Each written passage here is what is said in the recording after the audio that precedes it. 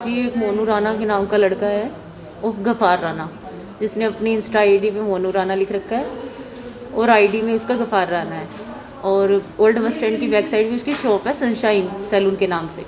21 number shop number है उसका, जो कि मुझे 2024 में मिला था 5 जून को। और उसके बाद मेरे को 16 महीने हो गए उसके साथ रहते रहते।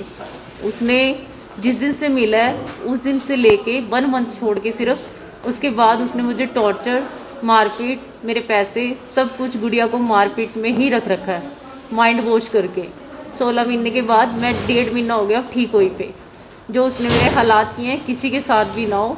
हिंदू जात का कह के मिला था, उसके बाद मुस्लिम निकला वो। और मैंने जब ये पूछने की कोशिश करी कि तू मुसलमान है तो बोलता है कि नहीं, किसने कहा तुझे मैं मुसलमान हूँ।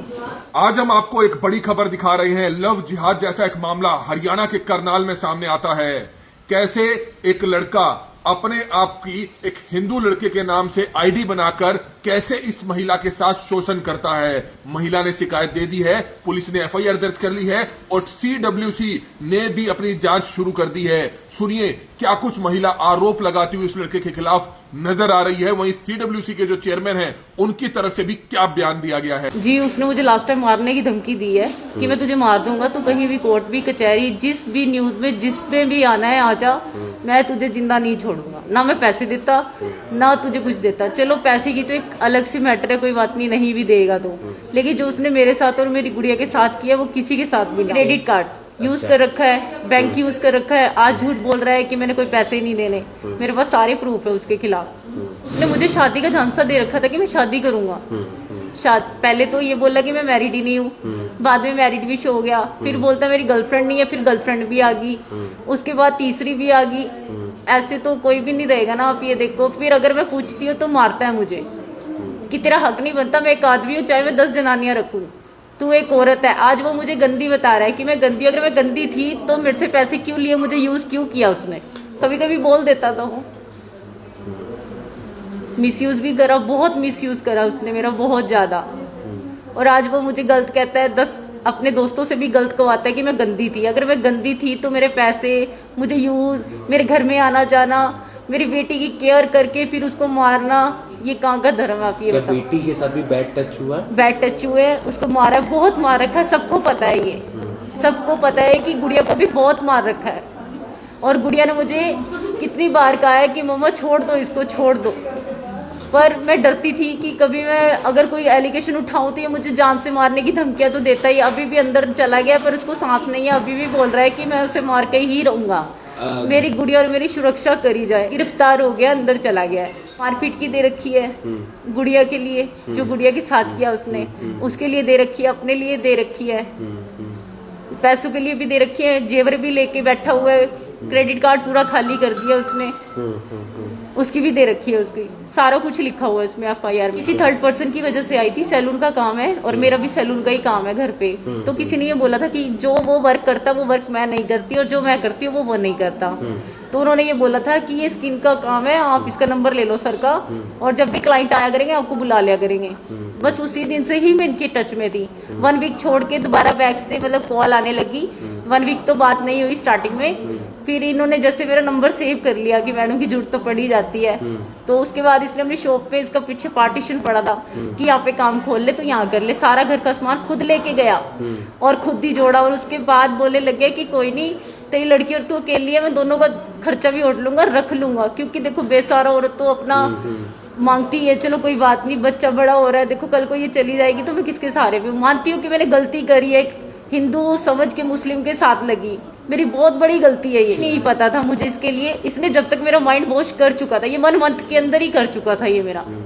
उसके बाद मुझे नहीं पता कि मैंने 15 महीने इसके साथ कैसे निकाले हैं। इंसाफ चाहिए मेरे को और मेरी बेटी को। जिस तरीके से इसने मुझे यूज करा है, किसी भी जाति, हिंदू जाति की लड़की के साथ ऐसे दोबारा ना करे। क्योंकि हर किसी लड़की को मिसयूज करता है, पैसे खाता है, फिर उसको छोड़ता है। इसका काम और इसका धंधा यही बन चुका है। ये यही काम करता है, ये अपनी शॉप पे रह के। नीचे इसके ग्राउंड में जाके चेक करा जाए ये क्या करवाता है वहाँ पे। धमकी आ रही है, मारने की धमकी आ रही है खुलेआम। पैसे तो मैं देता नहीं, जेल तो सारी जिंदगी नहीं काट लूंगा, पर इसको मरवा दूंगा। नहीं, बाद में ही आया, मेरे पास प्रूफ है उसके खिलाफ भी। और आज ये मुझे गंदी कहता है। अगर मैं गंदी थी तो मेरे साथ क्यों लगा? क्यों आया ये मेरे टच में? 4 तो है सरेआम, और बाकी उसका फोन में अश्लीलता वीडियो भी बना रखी है उसने, मेरी जैसी कई लड़कियों की, और उसके फ़ोन में, हाँ जी, उसके फ़ोन में है वो वीडियो सारी। हाँ जी, वीडियो बनाने के बाद ये बोला है कि अगर तू मेरे खिलाफ कुछ भी करेगी तो तेरी वीडियो ये वायरल कर दूंगा, और वो फ़ोन अभी पुलिस थाने में ही है, उसे सेव कराया जाए और मुझ जैसी जितनी भी लड़कियां हैं उनको बचाया जाए। मोनू राना उर्फ गफ़ार राना, मोनू राना है, आईडी भी उसकी मोनू राना के नाम से इंस्टाग्राम पे आप चेक कर सकते हो। सर, क्या कुछ मामला आपके संज्ञान में आया और किस तरीके से आप कार्रवाई कर रहे हैं सर? जो हमारे संज्ञान में मामला आया है वो ये आया है कि एक यहाँ कोई अपना नाम बदल कर रह रहा था, धर्म तक बदल लिया था उसने अपना, और एक महिला के साथ वो पिछले कई दिनों से यौन शोषण कर रहा है, और उसने उसकी बच्ची के साथ भी गुड टच बैड टच, बच्ची ने बताया कि भी मेरे साथ भी उसने बैड टच किया है। उसके बाद हमने बच्ची को काउंसलिंग के लिए भेजा है। काउंसलिंग आने के बाद जो काउंसलिंग में कुछ बात अलग से आई, एफआईआर वैसे पॉक्सो में दर्ज है, अगर कोई और नई बात आएगी, कोई चाइल्ड क्रूरल्टी का मामला आएगा तो हम एफआईआर में अमेंडमेंट करने के निर्देश संबंधित थाना प्रभारी को देंगे। तो आरोपी की क्या गिरफ्तारी हो गई है? पुलिस के अनुसार आरोपी की गिरफ्तारी हो चुकी है।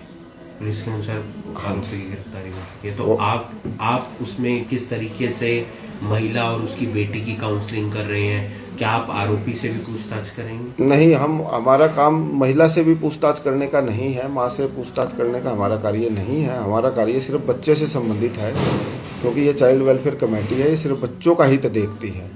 आरोपी के बारे में हम कोई जानकारी नहीं है, ना हम उनसे कोई पूछताछ करेंगे आरोपी। तो महिला के साथ यौन शोषण हुआ है? हाँ, वो बच्ची ने भी बताया कि भी मेरी माँ के साथ भी ये गलत काम करता था, और जो एफआईआर का वर्जन है उसके अनुसार भी महिला के साथ यौन शोषण। और लड़की के साथ क्या हो रहा था? लड़की के साथ बैड टच हुआ है। लड़की ने सिर्फ इतना बताया भी मेरे साथ बैड टच हुआ है, बस, इससे ज्यादा उसने कुछ नहीं बताया। तो वो जो बच्ची है वो नाबालिग है? नाबालिग है। नाबालिग। हाँ जी।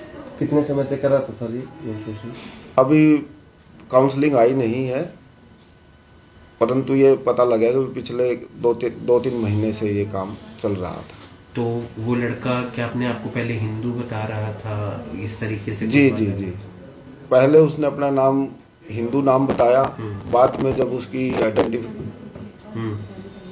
कार्ड वगैरह चेक किया वगैरह वेरिफिकेशन की तो वो मोहम्मदन था। तब इन्होंने महिला थाना में अपनी शिकायत दी महिला ने, और वहाँ थाना में एफआईआर दर्ज होने के बाद बच्ची को हमारे पास काउंसलिंग के लिए बुलाया गया। आपका शुभ नाम सर? चंद्र प्रकाश।